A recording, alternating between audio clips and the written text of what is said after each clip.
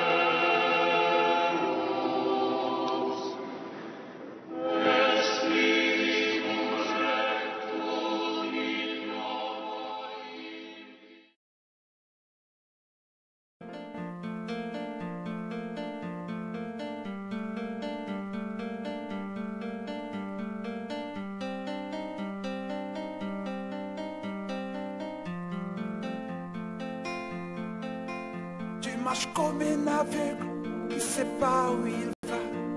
Tu marches comme un sourd qui n'entend rien du tout. Tu t'en fous des dieux, tu te moques de sa Bible. Mais un jour, tu couleras des larmes pour tout cela.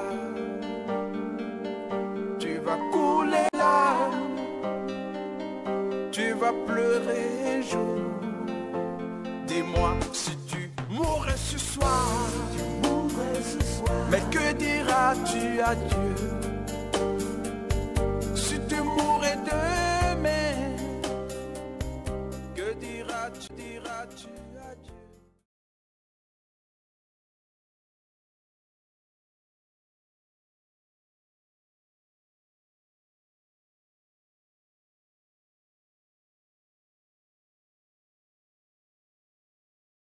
Le mystère des cendres. Mais si tu mourais ce soir, que diras-tu à Dieu? Si tu mourais demain.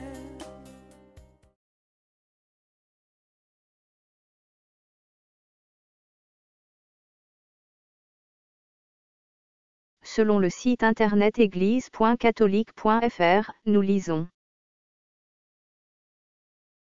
les cendres qui sont utilisées pour la célébration sont faites en brûlant les rameaux bénis au dimanche des rameaux de l'année précédente. Mais, est-ce la vérité?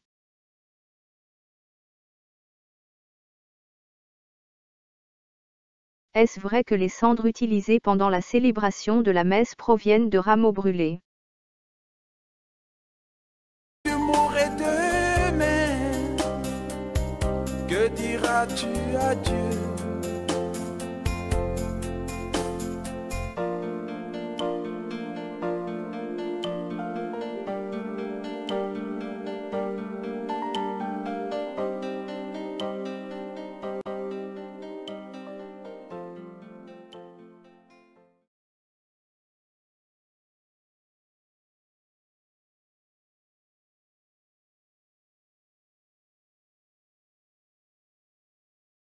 Est-ce vrai que les cendres appliquées sur le front des fidèles catholiques proviennent de rameaux brûlés?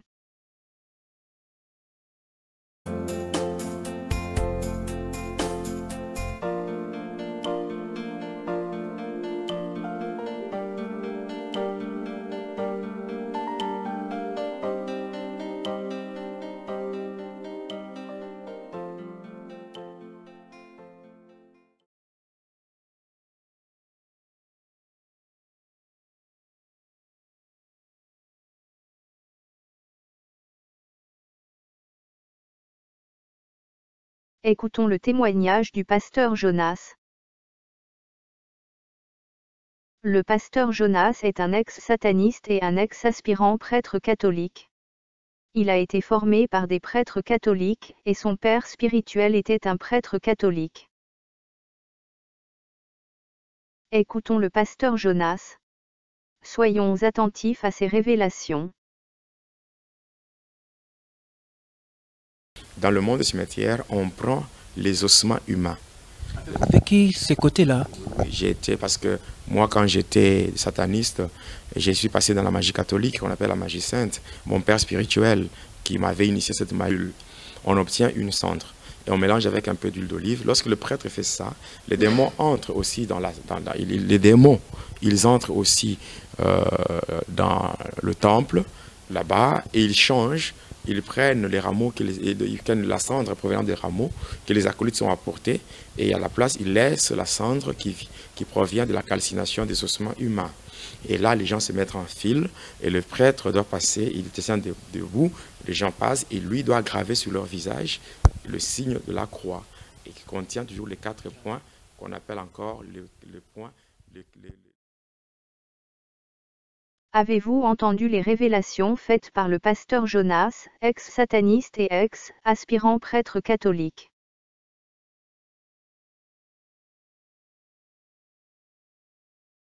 Le pasteur Jonas, ex-sataniste et ex-aspirant catholique, révèle que les cendres appliquées sur le front des fidèles catholiques pendant la célébration de la messe proviennent non pas de rameaux brûlés, mais de la calcination des ossements humains. Ces ossements humains sont réduits en cendres. Ce sont des cendres d'ossements humains qui sont appliquées sur le front des fidèles catholiques. Ces ossements humains viennent du monde des cimetières, dévoile-t-il. Les ossements humains, une fois calcinés, sont réduits en cendres. Ces cendres, mélangées avec un peu d'huile d'olive, sont ensuite utilisées pendant la célébration de la messe.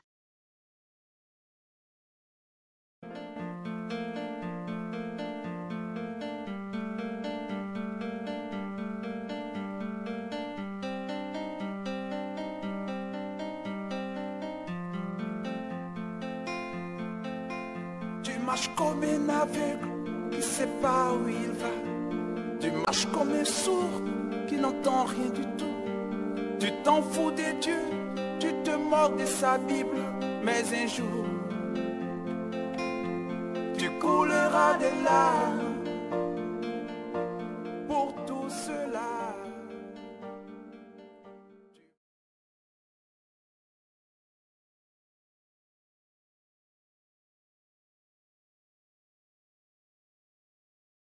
Il n'est pas impossible que les cendres appliquées sur le front des fidèles catholiques soient des cendres provenant d'ossements de cadavres humains. Souvenons-nous des précédents témoignages que nous avons publiés sur notre chaîne. Dans ces témoignages, le pasteur Jonas, ex-sataniste et ex-aspirant prêtre catholique, avait révélé que l'Église catholique n'est qu'une façade chrétienne. L'Église catholique utilise la Bible, cite le nom de Jésus-Christ, de la Vierge Marie, mais tout cela n'est qu'une façade chrétienne. L'Église catholique ne prie pas le véritable Jésus-Christ de la Bible, et elle ne parle pas non plus de la véritable Vierge Marie de la Bible. Le Jésus-Christ et la Vierge Marie de l'Église catholique sont des démons. Les soi-disant saints ou anges invoqués par les fidèles catholiques lors de leurs prières sont des démons. Ainsi, quand ils prient, c'est aux démons qu'ils adressent leurs prières. Voici une autre révélation terrible faite par le pasteur Jonas. Vous pouvez écouter ces révélations sur nos précédentes vidéos. Quand on parle de la magie sainte, on parle de la magie catholique. Je sais tout cela parce que quand j'étais sataniste, j'ai été formé par des prêtres catholiques.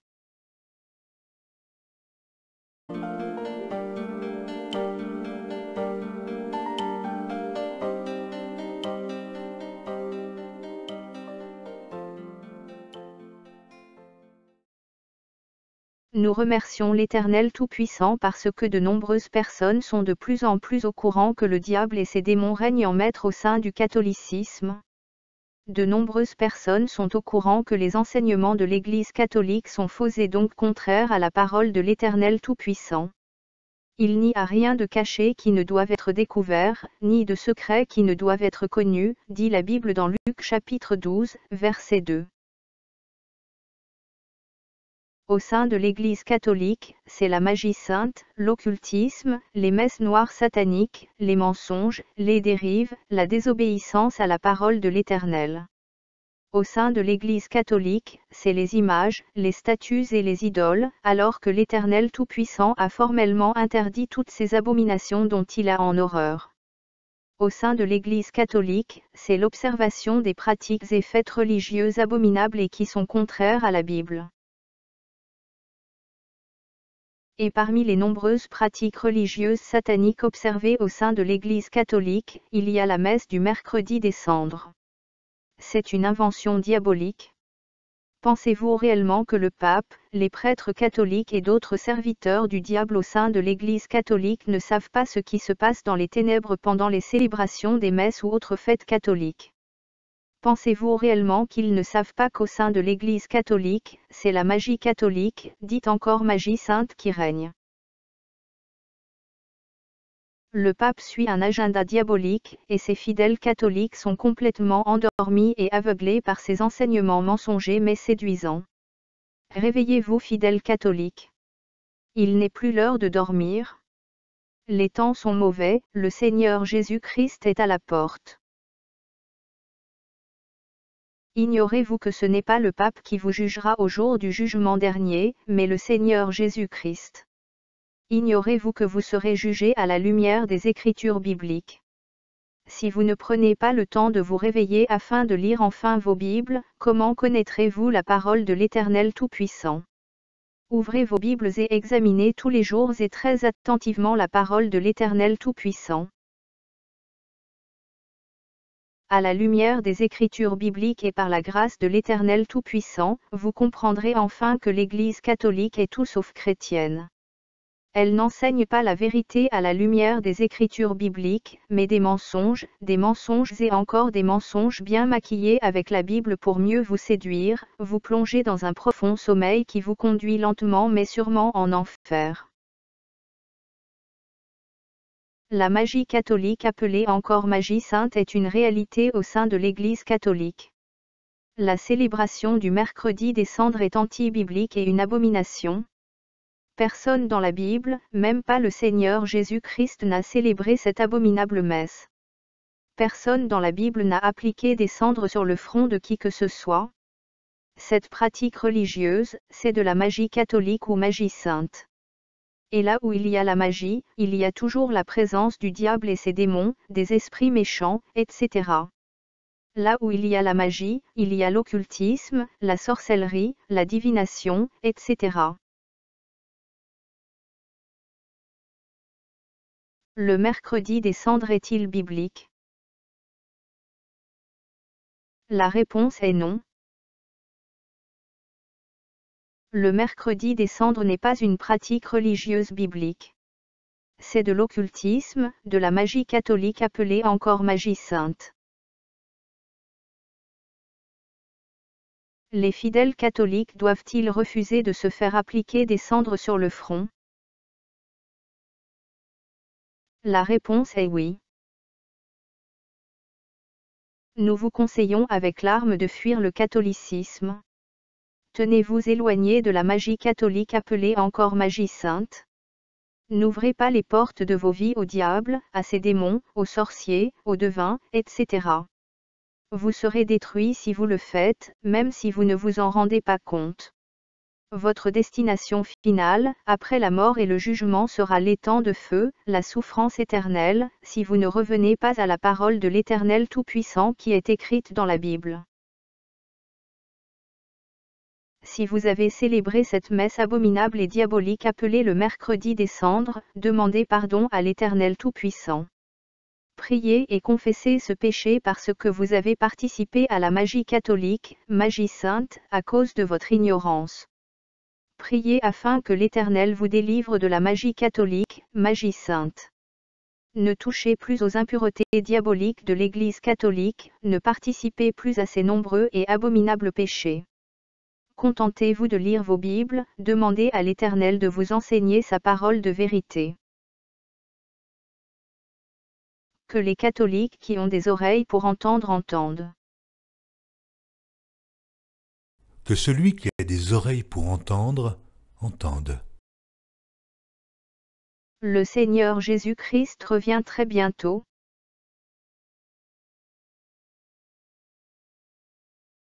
Voici, je viens bientôt, et ma rétribution est avec moi, pour rendre à chacun selon ce qu'est son œuvre.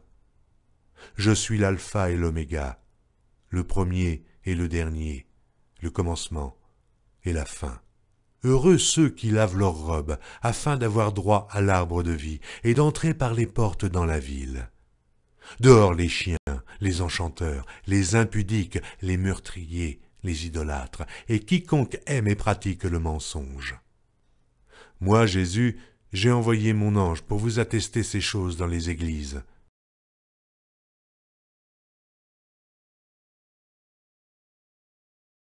Jean-Baptiste. Matthieu, chapitre 3. En ce temps-là parut Jean-Baptiste prêchant dans le désert de Judée. Il disait « Repentez-vous, car le royaume des cieux est proche. » Jean est celui qui avait été annoncé par Ésaïe le prophète, lorsqu'il dit « C'est ici la voix de celui qui crie dans le désert. Préparez le chemin du Seigneur, aplanissez ses sentiers. » Jean avait un vêtement de poil de chameau et une ceinture de cuir autour des reins. Il se nourrissait de sauterelles et de miel sauvage. Les habitants de Jérusalem, de toute la Judée et de tout le pays des environs du Jourdain se rendaient auprès de lui. Ils confessaient leurs péchés, ils se faisaient baptiser par lui dans le fleuve du Jourdain. Marc, chapitre 1. Commencement de l'évangile de Jésus-Christ, Fils de Dieu. Selon ce qui est écrit dans Ésaïe le prophète, « Voici, j'envoie devant toi mon messager, qui préparera ton chemin. C'est la voix de celui qui crie dans le désert. Préparez le chemin du Seigneur, aplanissez ses sentiers. » Jean parut baptisant dans le désert et prêchant le baptême de repentance pour la rémission des péchés. Tout le pays de Judée et tous les habitants de Jérusalem se rendaient auprès de lui, et confessant leurs péchés, ils se faisaient baptiser par lui dans le fleuve du Jourdain. Le Seigneur Jésus-Christ.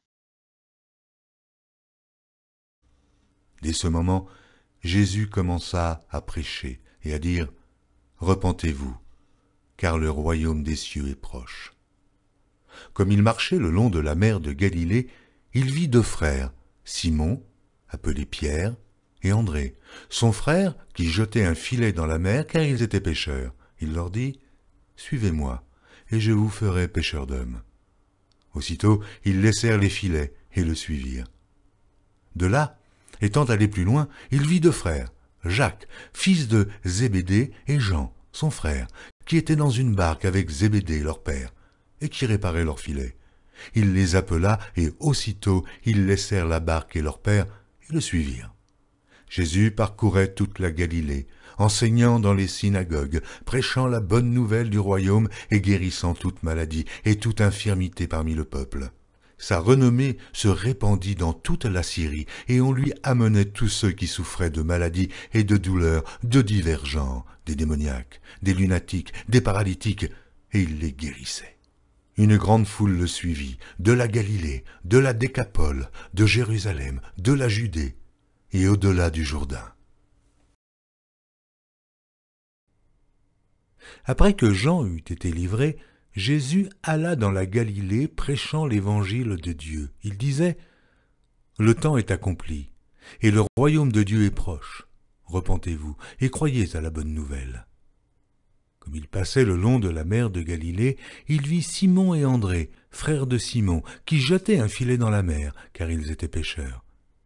Jésus leur dit, « Suivez-moi, et je vous ferai pêcheurs d'hommes. » Aussitôt ils laissèrent leur filet et le suivirent. Étant allé un peu plus loin, il vit Jacques, fils de Zébédée, et Jean, son frère, qui eux aussi étaient dans une barque et réparaient les filets. Aussitôt il les appela, et, laissant leur père Zébédée dans la barque avec les ouvriers, ils le suivirent.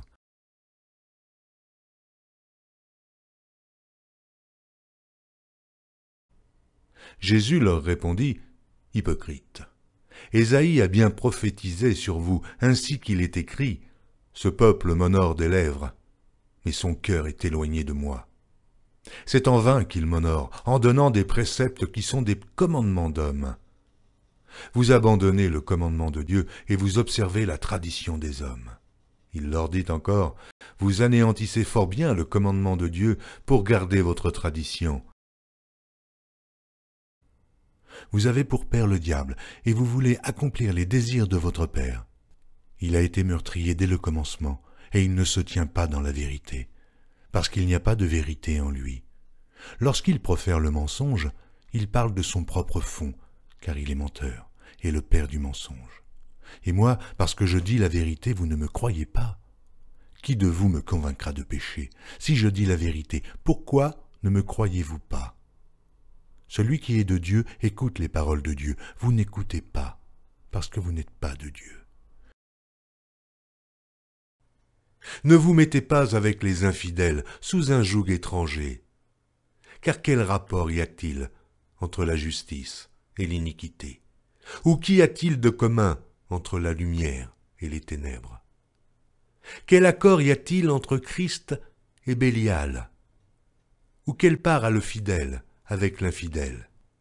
Quel rapport y a-t-il entre le temple de Dieu et les idoles? Car nous sommes le temple du Dieu vivant. Comme Dieu l'a dit, « J'habiterai, et je marcherai au milieu d'eux, je serai leur Dieu, et ils seront mon peuple. » C'est pourquoi, sortez du milieu d'eux, et séparez-vous, dit le Seigneur. Ne touchez pas à ce qui est impur, et je vous accueillerai. Je serai pour vous un père, et vous serez pour moi des fils et des filles, dit le Seigneur Tout-Puissant. Mon peuple est détruit, parce qu'il lui manque la connaissance. Jésus leur répondit, « Prenez garde que personne ne vous séduise. Plusieurs faux prophètes s'élèveront et ils séduiront beaucoup de gens. Je dis cela afin que personne ne vous trompe par des discours séduisants. Mais les hommes méchants et imposteurs avanceront toujours plus dans le mal, égarant les autres et égarés eux-mêmes. » Le juste montre à son ami la bonne voie, mais la voie des méchants les égare. Car l'insensé profère des folies, et son cœur s'adonne au mal pour commettre l'impiété, et dire des faussetés contre l'Éternel, pour laisser à vide l'âme de celui qui a faim, et enlever le breuvage de celui qui a soif. Vous n'ajouterez rien à ce que je vous prescris, et vous n'en retrancherez rien. Mais vous observerez les commandements de l'Éternel, votre Dieu, tels que je vous les prescris. Vous observerez et vous mettrez en pratique toutes les choses que je vous ordonne. Vous n'y ajouterez rien, et vous n'en retrancherez rien. Toute parole de Dieu est éprouvée. Il est un bouclier pour ceux qui cherchent en lui un refuge. N'ajoute rien à ces paroles, de peur qu'ils ne te reprennent et que tu ne sois trouvé menteur. Ta demeure est au sein de la fausseté. C'est par fausseté qu'ils refusent de me connaître, dit l'Éternel. Leur langue est un trait meurtrier, ils ne disent que des mensonges. De la bouche, ils parlent de paix à leur prochain, et au fond du cœur, ils lui dressent des pièges. Ne les châtierai-je pas pour ces choses-là, dit l'Éternel? Ne me vengerai-je pas d'une pareille nation? Car de tels hommes ne servent point Christ notre Seigneur, mais leur propre ventre, et, par des paroles douces et flatteuses, ils séduisent les cœurs des simples. Et celui qui était assis sur le trône dit, « Voici, je fais toutes choses nouvelles. » Et il dit, « Écris, car ces paroles sont certaines et véritables. » Et il me dit, « C'est fait. Je suis l'alpha et l'oméga, le commencement et la fin. À celui qui a soif, je donnerai de la source de l'eau de la vie gratuitement. Celui qui vaincra héritera ces choses. Je serai son Dieu, et il sera mon fils. Mais pour les lâches, les incrédules, les abominables, les meurtriers, les impudiques, les enchanteurs, les idolâtres, et tous les menteurs, leur part sera dans l'étang ardent de feu et de soufre, ce qui est la seconde mort.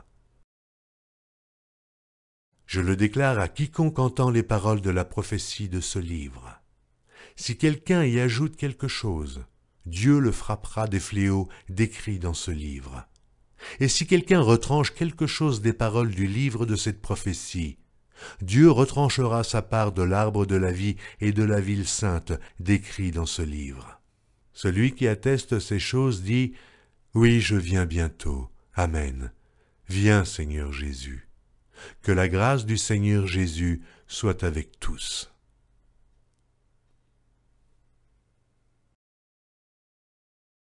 Écoutons la fin du discours, crains Dieu et observe ses commandements. C'est là ce que doit faire tout homme.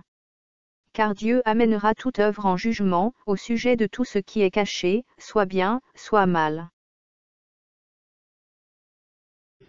Si vous demeurez dans ma parole, vous êtes vraiment mes disciples.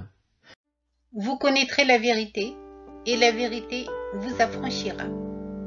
Jean, chapitre 8, verset 32.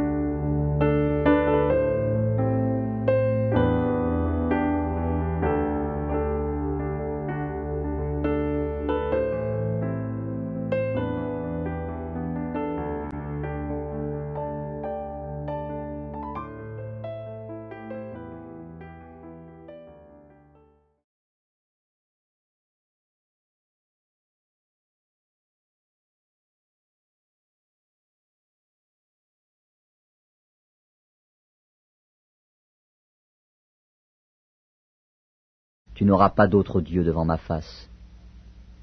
Tu ne te feras point d'image taillée, ni de représentation quelconque des choses qui sont en haut dans les cieux, qui sont en bas sur la terre, et qui sont dans les eaux plus bas que la terre. Tu ne te prosterneras point devant elles, et tu ne les serviras point. Car moi, l'Éternel, ton Dieu, je suis un Dieu jaloux, qui punit l'iniquité des pères sur les enfants jusqu'à la 3e et à la 4e génération de ceux qui me haïssent, et qui fait miséricorde jusqu'en 1000 générations à ceux qui m'aiment et qui gardent mes commandements.